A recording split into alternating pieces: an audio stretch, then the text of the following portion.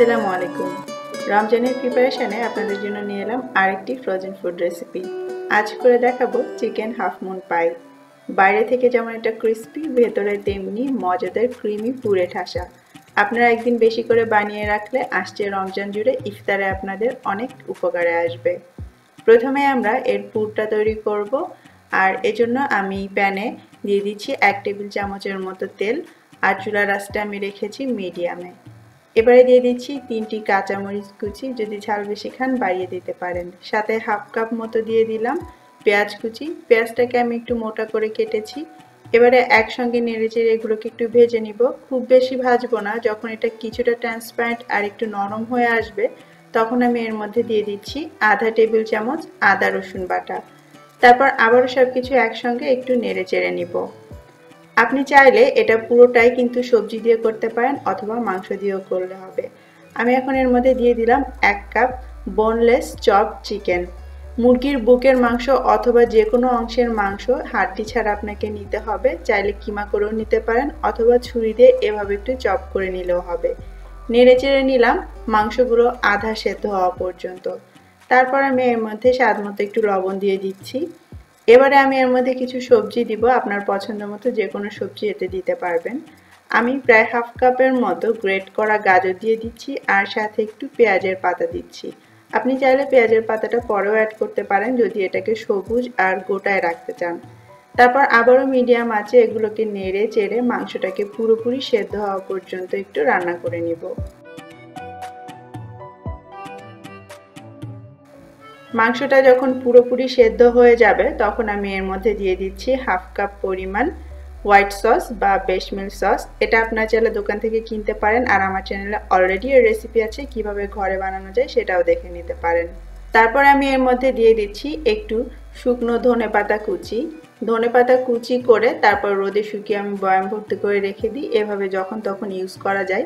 তবে আপনি চাইলে কিন্তু ফ্রেশ ধনেপাতা কুচিও দিতে পারেন।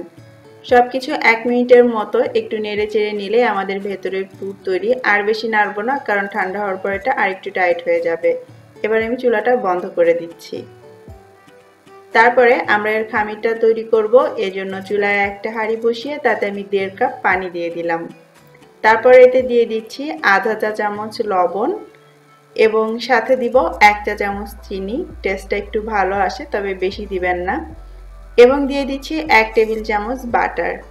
চাইলে আপনারা তেল ব্যবহার করতে পারেন, তবে অবভিয়াসলি বাটার দিলে টেস্ট এবং ফ্লেভার দুটোই অনেক বেশি ভালো আসবে। তারপর চুলার আঁচটা মিডিয়ামে রেখে আমি এখন অপেক্ষা করছি এতে বলক আসা পর্যন্ত এবং বাটারটা গলা পর্যন্ত। বলক এসে গিয়েছে, আমি একটু নেড়ে মিশিয়ে দিলাম। এবার আমি এর মধ্যে ময়দা অ্যাড করব। আপনি চাইলে আটা দিয়েও করতে পারেন, তবে ময়দা বেস্ট।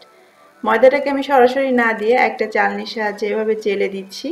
যতটুকুন পানি ঠিক ততটুকুনি ময়দা আমাদের দিতে হবে, অথবা আপনি উপর থেকে ময়দা এভাবে ঢালবেন আর নিচের থেকে এভাবে নেড়ে নেড়ে দেখবেন যতটুকুন দরকার হয় ততটুকুন দিয়ে এইভাবে একটু নেড়ে চেড়ে মিশিয়ে নিতে হবে।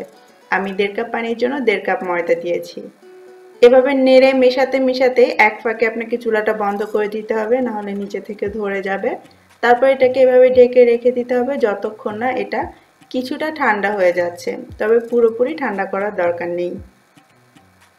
খামিরটাকে আমি একটা বাটিতে ঢেলে নিয়েছি, এটা এখন হাত দিয়ে ধরার মতো ঠান্ডা হয়ে গিয়েছে। এবার আমি এটাকে ভালো করে এভাবে একটু মথে নিচ্ছি। অবশ্যই মথার সময় খামিরটা যেন কিছুটা গরম থাকে সেটা খেয়াল রাখবেন, না হলে অনেক সময় এটা ভেতরে দানা পাকিয়ে যায় বা একটু শক্ত লাগে। আমাদের খামিরটা রেডি হয়ে গিয়েছে, এখন আমরা পাইগুলো তৈরি করব। তবে এটাকে এভাবে খোলা না রেখে কিছু একটা দিয়ে ঢেকে রাখলে ভালো। সবথেকে ভালো হয় সেটা যদি ভেজা নেংড়ানো কাপড় হয়। অন্যদিকে আমাদের যে পুরটা তৈরি হয়েছে সেটাও ঠান্ডা হয়ে গিয়েছে। এবারে আমরা চলে যাচ্ছি পাই বানাতে। যে খামিরটা আমরা তৈরি করলাম তার অর্ধেকটা আমি নিয়ে নিয়েছি, আর বাকিটা আমি ঢেকে রেখেছি। একটু হাত দিয়ে এভাবে চ্যাপটা করে নিয়ে তারপরে আমি এটাকে পাতলা করে একটু বেলে নিব। আপনি চাইলে এভাবে অনেকটা ডো একসাথে নিয়ে বড় একটা রুটি বানাতে পারেন, আবার ছোট ছোট করে ছোট রুটিও বানিয়ে নিতে পারেন। আমি দেখাচ্ছি কতটা পাতলা বেলেছি। দেখতেই পাচ্ছেন এটা নর্মাল আমরা যে রুটি বেলি ঠিক তেমনটা করেই বেলেছি। পরোটার থেকে বেশি মোটা যেন এটা না হয় সেটা খেয়াল করবেন। তারপর এটাকে ছোট ছোট করে আমি কেটে নিচ্ছি। আমি একটা কুকি কাটার দিয়ে কাটছি, আপনি যে কোনো এরকম বড় সাইজের একটা গ্লাসের মুখ অথবা কৌটার ঢাকনি দিয়েও কেটে নিতে পারেন। বাড়তি যে অংশটা আছে সেগুলোকে আমি তুলে নিচ্ছি। এগুলোকে আবার একসঙ্গে জড়ো করে আপনি বেলে নিয়ে একইভাবে এভাবে রুটি কেটে নিতে পারেন। আমি একসঙ্গে এভাবে মুড়ে এটাকে আবারও আগের মতো সেই বাটিটার মধ্যে ঢেকে রাখছি। যে ছোট রুটিগুলো কাটলাম তার থেকে একটা আমি নিয়ে নিলাম। দেখুন এরকম সাইজ হলে সব থেকে ভালো হয়, একদম স্ট্যান্ডার্ড, খুব বেশি ছোটও না খুব বেশি বড়ও না। তারপর এর মাঝে সেই পুরটা দিয়ে দিলাম। এবার আমি দুপাশ থেকে এভাবে ভাঁজ করে এটাকে সিল করে দিব। যেহেতু এই পাইগুলো আমরা ডুবো তেলে ভাজবো তাই সিলগুলো একটু ভালো করে দিতে হবে, না হলে অনেক সময় ভাজার সময় তেলের মধ্যে এটা বের হয়ে আসতে পারে। বাইরে থেকে সিল করা হয়ে গেলে তারপর একটু হাত দিয়ে চেপে শেপটাকে ঠিক করে দিতে হবে। আপনারা দেখে হয়তো বুঝতে পারছেন এটা অনেকটা অর্ধেকটা চাঁদের মতো দেখা যায়, এজন্য এটাকে হাফ মুন বা অর্ধচন্দ্র বলা হয়, অনেকটা আমাদের চন্দ্রপুলি পিঠার মতো। আমি আপনাদের সুবিধার জন্য আরও একটা বানিয়ে দেখাচ্ছি। মাঝখানে এভাবে পুরটা দিয়ে তারপরে জাস্ট দুপাশ থেকে ভাঁজ করে এটাকে একটু আটকে দিতে হবে। আপনি চাইলে এই সাইডের অংশগুলো টেনে একটা ডিজাইনও করতে পারেন, তবে হাফ মুন পাই এভাবেই বেশি দেখতে সুন্দর লাগে। যতটুকুন আমি আটা এবং ভেতরের পুর তৈরি করেছিলাম তাতে আমার টোটাল 24টা হাফ মুন পাই হয়েছে। এবারে অন্য একটা বাটিতে আমি দুটো মিডিয়াম সাইজের ডিম ভেঙে নিচ্ছি। তারপরে আমি এর মধ্যে একটু স্বাদ মতো লবণ আর গোলমরিচের গুঁড়ো দিয়ে দিচ্ছি।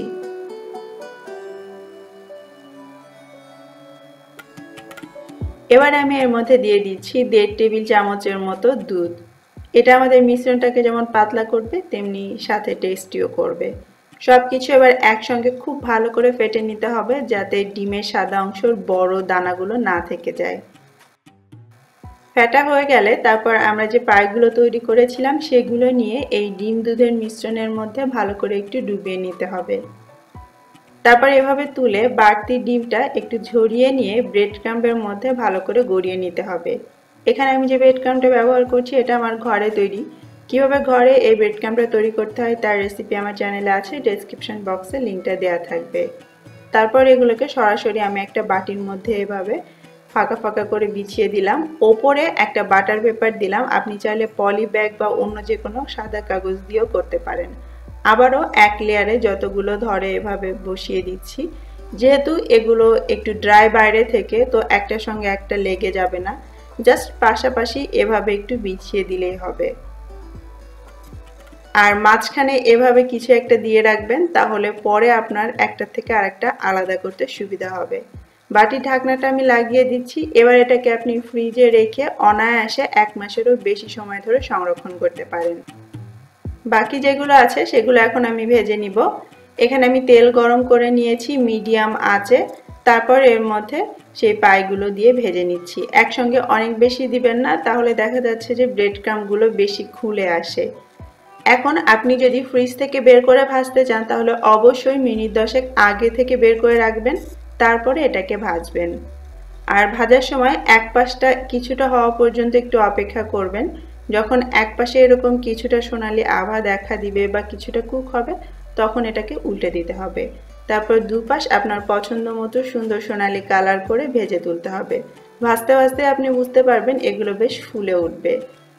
তেল থেকে তুলে একটা কিচেন ন্যাপকিনের উপর রেখে বাকি তেলটা ঝরিয়ে নিতে হবে। চলুন দেখা যাক কেমন ক্রিস্পি হলো। শব্দটা তো আমি আপনাদেরকে শোনাতে পাচ্ছি না, তবে আপনারা এর ভাঙাটা দেখে হয়তো বুঝতে পারবেন যে এটা কেমন ক্রিস্পি বাইরে থেকে। দেখে নিশ্চয়ই বুঝতে পারছেন এটা বাইরে থেকে খুবই ক্রিস্পি হয় আর ভেতরেতে থাকে সেই মজাদার ক্রিমি পুর। আশা করছি আমার আজকের এই রেসিপিটা আপনাদের ভালো লেগেছে এবং আসছে রমজানে আপনাদের কাজে আসবে। আজকের মতো বিদায় নিচ্ছি। সবাই অনেক ভালো থাকবেন, আমার জন্য দোয়া করবেন। আল্লাহ হাফেজ।